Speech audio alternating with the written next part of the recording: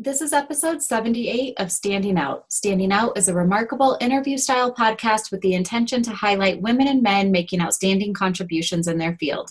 This podcast is generously sponsored by Think Global. Think Global is a business advisory firm working with women entrepreneurs around the globe to scale their businesses to the next level. Today, I'd like to welcome Laura Wilcox. As CEO of Service Made Simple for almost 4 years, Laura enjoys the opportunity to work with some of the brightest in the business to couple the stability of best practices with the innovation of best fit and agile change rollouts.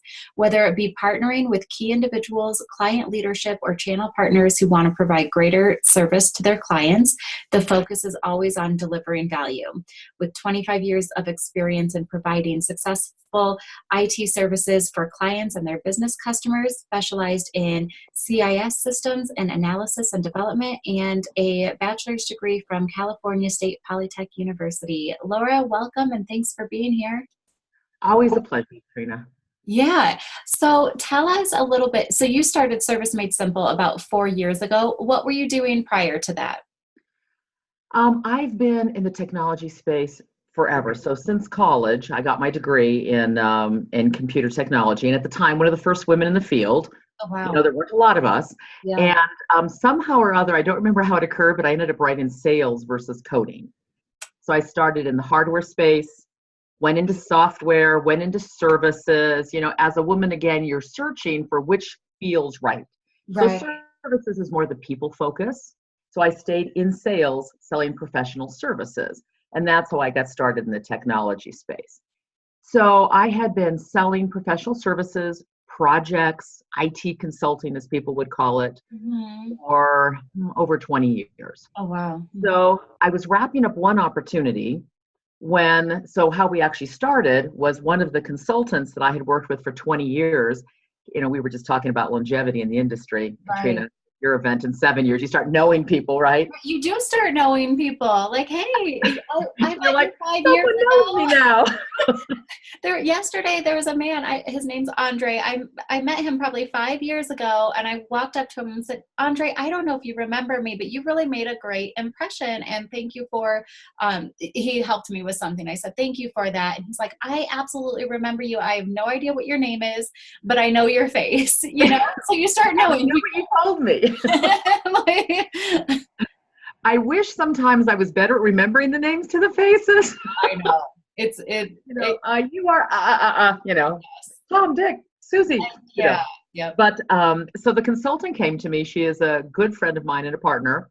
Her name is Cheryl White, and Cheryl White is a published author. She's just amazing. So she came to me and she said, look what I did over the last 10 years. I've created products, and I think you should sell them and start a business. I was like, okay. I mean, I can sell this. And did Cheryl not want to sell? She wanted to create. Oh, no. We are the yin and the yang. Oh, that's she amazing. is absolutely brilliant, thought leader. She can consume 2,000 pages of information and make decisions in 10 minutes. Oh, wow. I'm the one like, hi, would you like coffee? Yeah. I'm not your friend. I mean, being facetious there, right? But at the end of the day, I have become my joy comes from becoming such a close friend to my clients. Yeah. That they can honor me with what's going on with them, what's going on with their life, where they want to go, and I can help them. We can talk more about that, where I think it's important that that's part of our brand. Because it is my brand, it's who I am. So she brought this to me, and we call ourselves our slogan is process reimagine. Okay. So in the business stage, in the business place, there are all kinds of processes, and they usually take forever and cost millions. So what we have done is we've said, companies are wasting money left and right. They're not being competitive. They're not being efficient. So what Cheryl had done is she had taken all the industry standards, all the thought leadership in these variety of spaces, and created them. So they already exist. So when I walk into a customer, I'll give you an example, Texas A&M. So Texas A&M called, they have a whole bunch of campuses, right? And their IT department, first of all, nobody really likes IT. Right. I always laugh. We are like, you got the dog. We call everything kind of a dog. You got and I love dogs, no problem. The nose to the head is the customer relations, right? Okay. That's the fun stuff. That's the stuff that you do as well. Then you get into the body, is the head is the business. They're describing their needs. Okay. And then IT gets to build it and the tail gets to support it. And these poor people at the tail, no matter what happens, they are whipsawed in every single direction. So we are trying to help the people further down that body and that tail. And so when we walked in, Texas A&M, okay, was in the middle of the body where the hind end was shaken. And they're like, we don't know what the business wants. What do we do? Well, we were able to take a standard that is, thousands of pages and put it into something very concise. Here's your form. Fill this out. We can make you successful. So the minute we start, we already have your answer in a box. Wow. Now we're not going to give it to you. Just like you can't give me your marketing plan because I'll fail with it unless it's customized to what I do. So we now customize with a thought leader, and our thought leader has 40 years experience on average in the space. Wow. So not only do we have good stuff, we have smart people who can help the leaders move quickly. We get everything done in 90 days, and then we leave. So we walk in. And the tail are like, oh, thank you. Yeah, that's exactly it. You're ready to closer. Sit down and stop wagging, right? Breathe versus and then the closer we can get them to that relationship with the head and the business, well, of course, the happier they are because now they absolutely understand why the business is doing what they're doing. And that is a goal that the IT has been trying to get to for years. But unless the tail's really good, no one up here is going to talk to them. So that's what we do. So I had no idea what a process was. And it's taken me, I think after 4 years now, I get it. You get you know what you're selling. Yeah. That's funny. Tell us, because you are so great at that relationship building aspect, tell us about that. So I know you made a joke, like you asked, can you get them coffee? But you do so much more than that. So tell us, I don't know if they're tricks or they're just kind of in some ways, I think. But tell us what that is. Like, what do you think you bring? What magic do you bring to make that relationship special? I'm sitting here looking for a book and obviously having no luck. Yeah, it's somewhere around. That I had mentioned. You can post it later. But it's the book on Are You Your Brand? Oh. And I read that and it helped define who I am better. It actually put a word to what I do. And I'll use that as an example because we have a lot of new entrepreneurs. So we go out there and think of Nike. Okay. Think of Nike, think of Reebok. All right. So now Nike doesn't talk about the details of their shoes. I mean, I can't even think the last time I actually heard Nike say what they define. You're right. I'm trying to think of like Great Tread or versus a Reebok or one of these, So what happened is Nike took their brand, and so this book is about your brand has to be why your company is founded, not discussing your product. So the more studies Nike did on their clothing and their shoes, people didn't care about the design. They cared about how it made them feel. Could I be successful? Could I do greater things? So Nike's brand, as we know, they have a new one now, but it used to be Just Do It. We love the ads and we don't flip them off right away because we're watching people being pushed in wheelchairs who are running and excited. And it's amazing. It is. Okay. So my brand is I help my clients, most of my clients are IT leaders, be better leaders. So whatever that takes. So when I started thinking about that and thinking, what does being my brand mean? It gave me permission to not just talk about process. I can talk to my leaders about business transformation, what they need to do to be a better professional. Have they read the latest book? Which, of course, they have no idea what it is because they're too busy with their day jobs. Sure. So my job, I always laugh, I'm the fast food restaurant. I just hand them sandwiches as they run by. And the sandwich is, hey, have you seen the latest and greatest about what Zappos is doing? Have you seen the latest and greatest about what YouTube is doing as a disruptor? Okay, so that's my job. So I actually look at our company's goals and our thought leaders' goals of being that consistent education source for the professionalism. And if I make the leaders more successful, They're going to save their companies more money. They're going to ultimately have fewer layoffs. Because of course our goal is to make the world a better place. Just like just a tiny little goal. Yeah, by the way.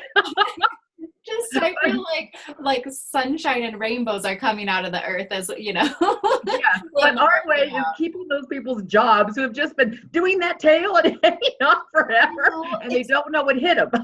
And what's amazing, one thing I really spoke to me when you were talking about, and now I can talk about those things that are going to help them transform from a leadership position. What I'm also thinking is, I bet in their companies, they are getting so much about process and the product or whatever, the service, whatever it is they're providing, but they're probably not getting that leadership piece. And so I think that's really incredible that that's how you interpreted the Nike story and example. And I feel like that has infused so much of you into the company. And I love that you felt it gave you permission to talk about this other thing rather than all the details of the process. So one of the things that I do, and I am honored to be a part of, is I work with what they call members in transition. Okay. They're IT executives. And again, this will be my last discussion on this point. It's just that it's really important to me. Is, you have an executive, consider in our generation, consider our dad. Yeah. They've been out, they went away to work, they did their job, they came home with the check, and mom did what she did. Okay. Right. Now things have changed now for sure. But they're suddenly unemployed and they don't know why. And 90% of the time it's politics. So I'll see these men and they're like, my wife doesn't understand. Well, they have coaches at work. When they hit certain levels, they have coaches on how to be great VPs or CIOs, okay? But that doesn't tell them how to be a person and how to understand how these things are going to, again, knock them around. So I try to be there just simply to say, it's not if, it's when. Anyone at this level, it's when. Tell your wife, you haven't failed. Nothing's happened. It's when. Oh, that is to help them get moving again. And what does moving mean for them? And most of them haven't been in that kind of situation for a long time. And so that's just a byproduct of what we do with our clients that, again, honor us with opening up. Right. It's like you, Katrina, if a client comes to you and say, I want this little box, all you can really do is give them that box. Mm-hmm. If they lay it all out to you, you can now be creative and use your strengths to solve it. Right. And that is such a difference in when we thrive or when we feel like we're constantly hitting our heads against the wall. When we're in the box, it's harder. But if we have the freedom to try these other things and do these other things, we do so much better. Yeah. That is such an important point. It's not if, it's when. And I think the group of people you're talking about, that's absolutely relevant. I think it's also relevant to a wide range of people, because in this day and age when we're seeing things on social so fast, like millionaire overnight, and this company just raised like $37 million, and we feel like we're lacking and we're behind, I think it's important to also realize that was like decades and years and decades in the making too. That didn't happen yesterday. Yes. And we don't see when they lost the 36 million. Yeah, you don't see that. They don't say we lost the 36 you look at these and you look at those statistics and you're like, oh, I thought just everybody was getting free money. Someone told me even, I think it's Airbnb. They ran out of money at a point early on, and they started selling cereal boxes. They packaged them with a Republican or Democrat label and went to a political event and then sold the cereal boxes and got, another 30,000 or something from these cereal. And it's like, well, okay, that's another story people don't really know. We just know Airbnb's huge. They did great. And we don't know about those trying. And I hear different things. And again, you can't quote me on, I'll say I'm 50% right. Yeah. That Amazon may or may not be profitable at any given point. Well, the problem is companies like Walmart, who have all the staff and have to pay all these things, and their stock market requires they're profitable. So a lot of these startups and disruptors aren't making money. They've got their money from the loans. And we as entrepreneurs look at that and say, wow, they have to be just amazing. Yeah. They're not held to the same sort of level that we are. Right. No, I get that. Tell me, how do you recover from a tough day? Assuming you have tough days like we all. Oh, yeah. Oh, yeah. And I haven't learned how. Right.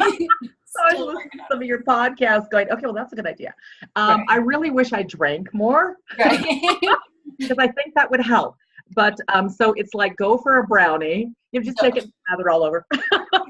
That's what's going to end Brownies it, do right? wonders. Several brownies.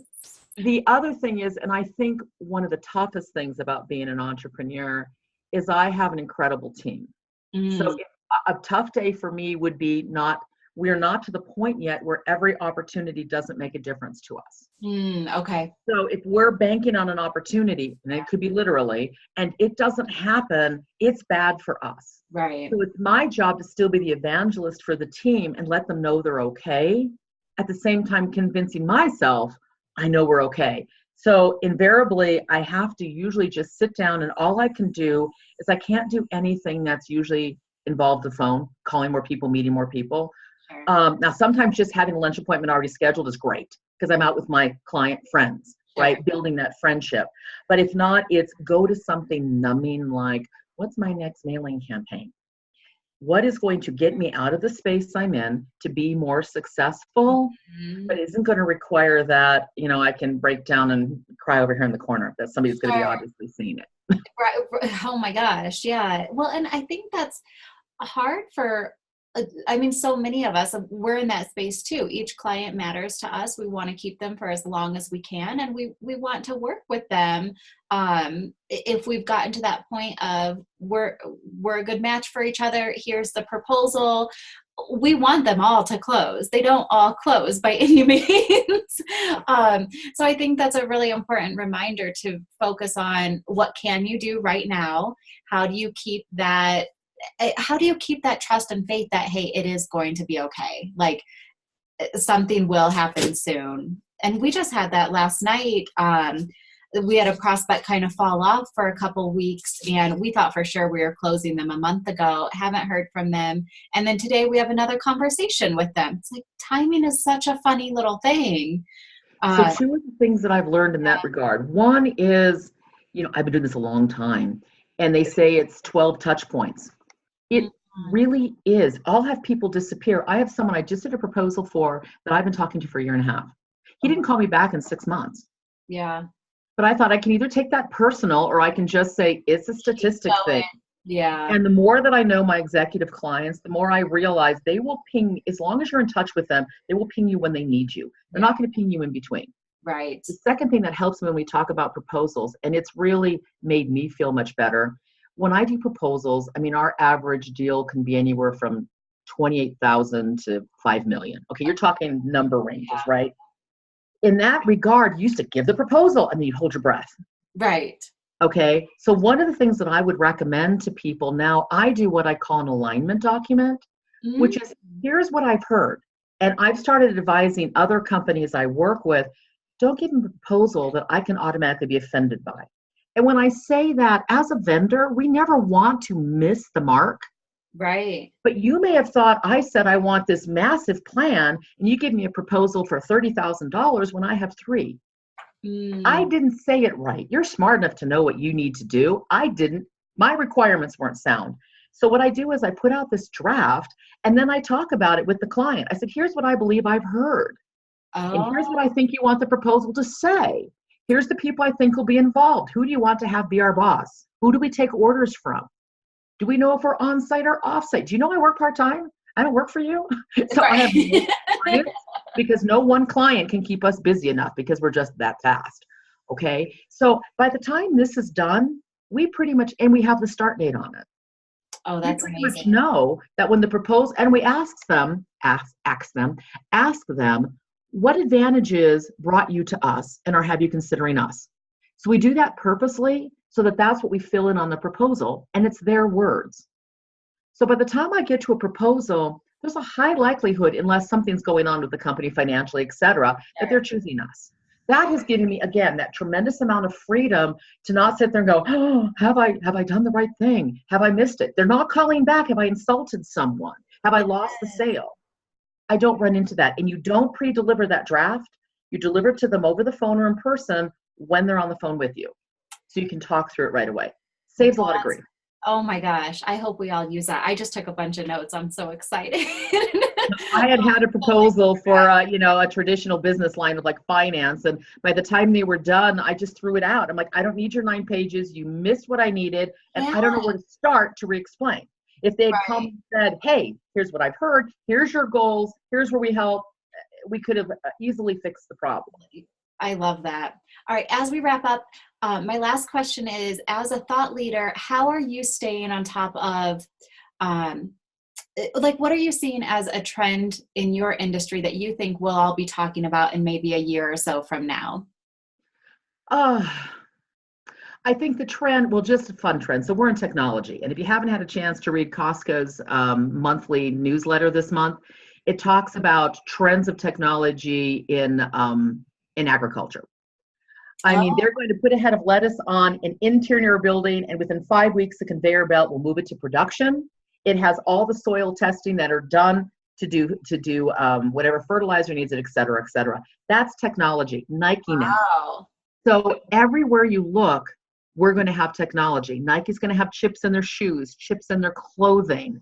Now they have to decide, do they have a store like T-Mobile? I mean, what if the pulse rate monitor in your cycling shirt goes out? It's a Interesting, whole new business that nobody's ever thought of how to support.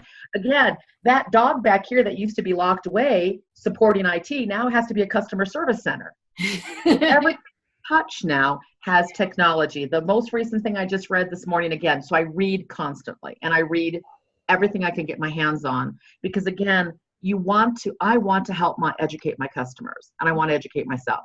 Like I see your kitty in the back, Yeah. okay? You can actually have an automatic cat nibble dropped out now from Alexa. Oh my, So wow. everything that we know will be touched by Changing. technology. So I Yeah. think that's going to be fun, including the flights to Mars. All these things are happening. The world is just going to be a very different place for Oh, all of us. that's so inspiring, though. Laura, thanks for being here. I appreciate it. Thank you for your time, Katrina. You're welcome. God